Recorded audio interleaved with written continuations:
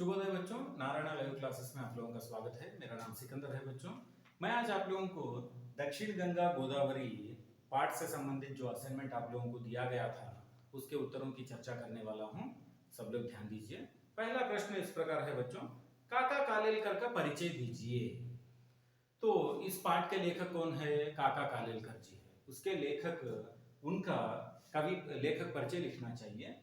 तो उत्तर है कालेलकर का जीवन काल सन 1885 से लेकर सन 1991 तक है। वे हिंदुस्तानी प्रचार सभा वार्ता के माध्यम से हिंदी की खूब सेवा की, मतलब वे बहुत ही सेवा कर चुके हैं हिंदुस्तानी प्रचार सभा द्वारा।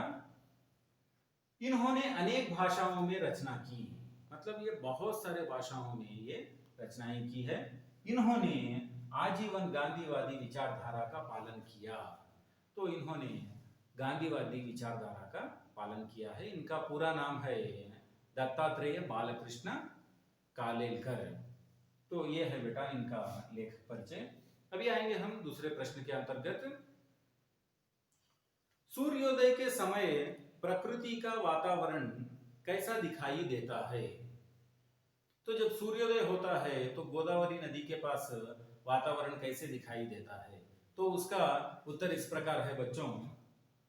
सूर्योदय के समय नदी के पास रंग बिरंगे बादलों वाला आसमान नहाने के लिए नदी में उतरा हुआ दिखाई देता है। यानी रंग बिरंगे वाला आसमान नहाने के लिए नदी में उतरा हुआ दिखाई देता है हमें। नौकाएं तितली की भांति दिखाई देती हैं। जो नदी में खड़े होने वाली जो नौकाएं होती हैं ना, तो वो तितली की भांति दिखाई देती हैं। कहीं कहीं चंचल कमलों के बीच खामोश खड़े हुए बगलों और ठंडी ठंडी हवाओं को देखकर मन में नई नई उमंग भर जाती है। तो नदी में देखिए बच्चों, कहीं कहीं क्या होता है, कमल होते हैं और खामोश खड़े हुए बगले होते हैं। तो इन सब को देखकर, ठंडी ठंडी हवाओं को देखकर मन में नई उमंग भर जाती है बच्चों।